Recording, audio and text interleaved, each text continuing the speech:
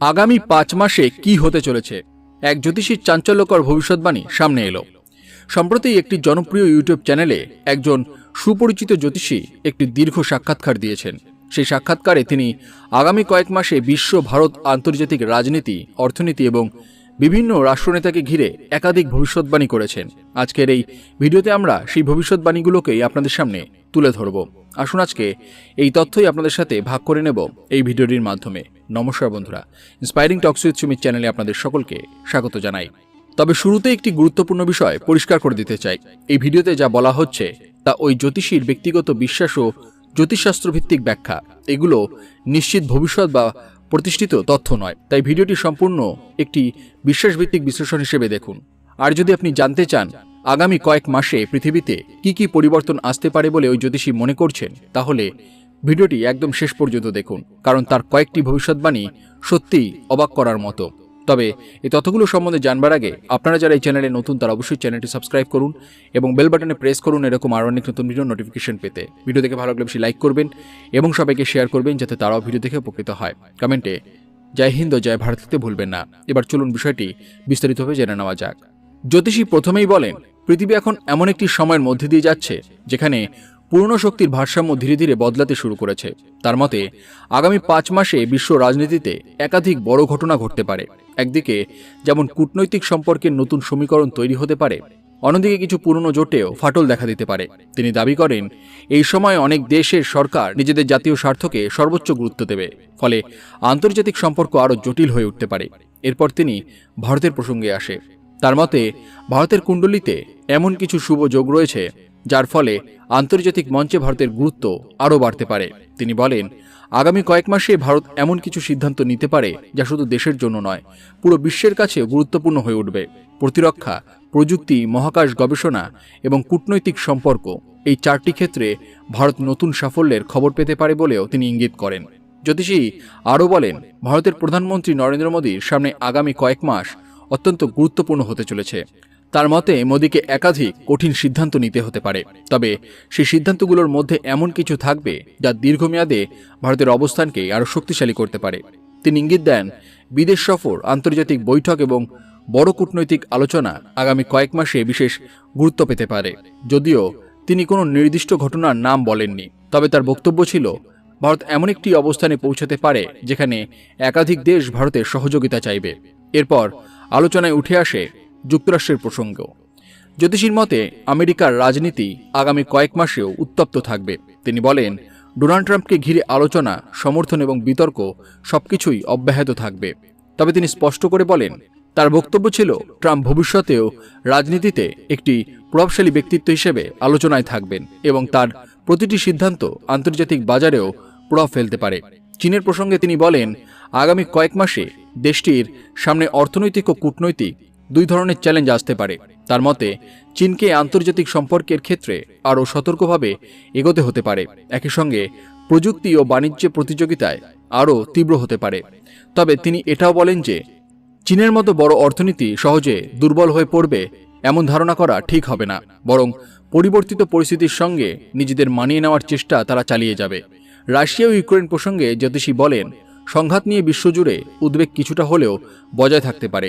তার মতে আলোচনার নতুন উদ্যোগ দেখা দিতে পারে, কিন্তু তবে সব সমস্যার দ্রুত সমাধান হবে এমন আশা করা ঠিক নয়। তিনি ইঙ্গিত দেন যে আগামী কয়েক মাসে বিশ্ববাজারে জ্বালানি ও বাণিজ্য নিয়ে অনিশ্চয়তা অব্যাহত থাকতে পারে। এরপর তিনি অর্থনীতির বিষয়েও কথা বলেন। তার মতে আগামী কয়েক মাসে শেয়ার বাজারে ওঠানামা দেখা যেতে পারে। একই সঙ্গে সোনা ও অন্যান্য নিরাপদ বিনিয়োগের প্রতি মানুষের আগ্রহ বাড়তে পারে। তিনি বলেন, যারা দীর্ঘমেয়াদে পরিকল্পনা নিয়ে এগোবেন এবং আবেগের বদলে বিচক্ষণতার সঙ্গে সিদ্ধান্ত নেবেন, তারাই বেশি লাভবান হতে পারেন। জ্যোতিষীর আরেকটি গুরুত্বপূর্ণ পর্যবেক্ষণ ছিল প্রযুক্তি নিয়ে। তিনি বলেন, কৃত্রিম বুদ্ধিমত্তা বা এআই আগামী কয়েক মাসে আরও দ্রুত বিকশিত হবে। অনেক নতুন প্রযুক্তি সাধারণ মানুষের দৈনন্দিন জীবনে প্রবেশ করবে। একই সঙ্গে এই প্রযুক্তি নিয়ে নতুন নিয়ম, নতুন বিতর্ক এবং নতুন আন্তর্জাতিক প্রতিযোগিতাও দেখা যেতে পারে। সবশেষে তিনি সাধারণ মানুষের উদ্দেশ্যে একটি বার্তা দেন। তার মতে আগামী কয়েক মাসকে ভয়ের সময় হিসেবে নয়, প্রস্তুতির সময় হিসেবে দেখা উচিত।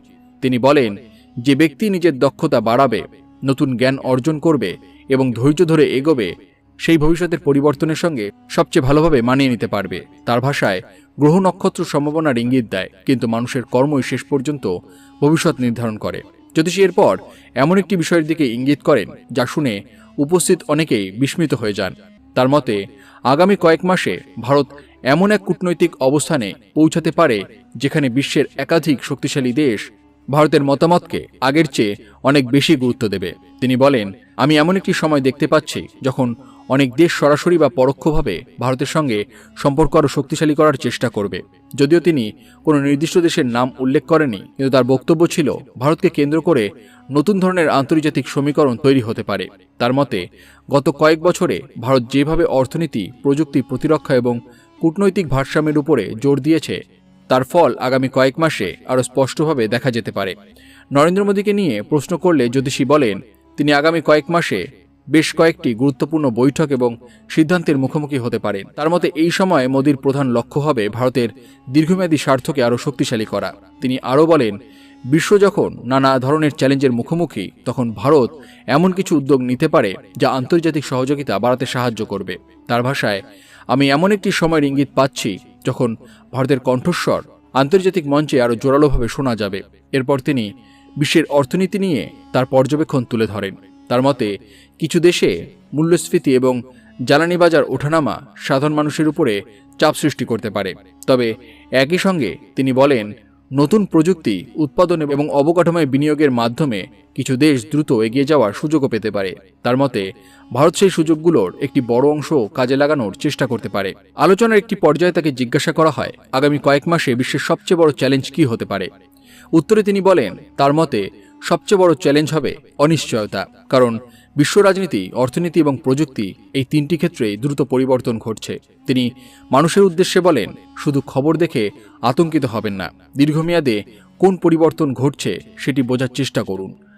এরপর তিনি প্রাকৃতিক দুর্যোগের বিষয়েও মন্তব্য করেন। তার মতে পৃথিবীর কিছু অঞ্চলে চরম আবহাওয়ার ঘটনা দেখা যেতে পারে, তবে তিনি এটাও স্পষ্ট করে দেন যে তার বক্তব্য ছিল মানুষকে পরিবেশ রক্ষার বিষয়ে আরও সচেতন হতে হবে।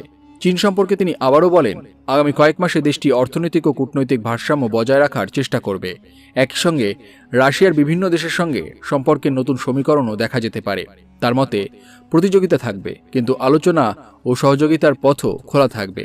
সাক্ষাৎকারে শেষ দিকে জ্যোতিষী একটি কথা বিশেষভাবে বলেন যা উপস্থিত অনেকের মনোযোগ আকর্ষণ করে। তিনি বলেন, মানুষ ভবিষ্যৎ জানতে চায়, কিন্তু ভবিষ্যৎ কখনোই সম্পূর্ণ স্থির নয়। সম্ভাবনা থাকে, কিন্তু মানুষের কর্ম, সিদ্ধান্ত এবং পরিস্থিতি শেষ পর্যন্ত ফল নির্ধারণ করে।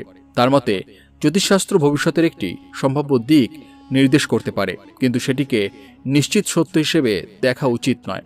তিনি আরও বলেন, আগামী 5 মাস যারা নিজেদের দক্ষতা বাড়াবে, নতুন কিছু শিখবে এবং ধৈর্য ধরে পরিকল্পনা করবে, তারাই পরিবর্তিত পরিস্থিতিতে সবচেয়ে বেশি এগিয়ে থাকবে। ব্যক্তি, সমাজ এবং রাষ্ট্র সব ক্ষেত্রেই বিচক্ষণতা, সংলাপ এবং সহযোগিতার গুরুত্ব আরও বাড়বে বলেও তিনি মনে করেন। সবশেষে জ্যোতিষী দর্শকদের উদ্দেশ্যে বলেন, ভয় নয়, প্রস্তুতি; হতাশা নয়, আত্মবিশ্বাস। পরিবর্তনকে ভয় না পেয়ে তাকে বোঝার চেষ্টা করুন, কারণ ইতিহাস বলে প্রতিটি বড় পরিবর্তনের মধ্যেই নতুন সুযোগের জন্ম হয়। বন্ধুরা, এই ছিল সেই জ্যোতিষীর সাক্ষাৎকারে করা কয়েকটি গুরুত্বপূর্ণ ভবিষ্যৎবাণীর সারসংক্ষেপ। আবারও মনে করিয়ে দেই, এগুলো তার ব্যক্তিগত জ্যোতিষীর ব্যাখ্যা ও বিশ্বাসের উপরে ভিত্তি করে বলা মতামত, নিশ্চিত ভবিষ্যৎ নয়। বাস্তবে কি ঘটবে তা সময়ই বলবে। তবে এমন আলোচনা আমাদের ভবিষ্যৎ নিয়ে বিভিন্ন দৃষ্টিভঙ্গি জানার সুযোগ করে দেয়। আপনাদের এই বিষয়ে কি মতামত সেটি অবশ্যই কমেন্ট করে জানাতে ভুলবেন না। সবাই ভালো থাকুন, সুস্থ থাকুন।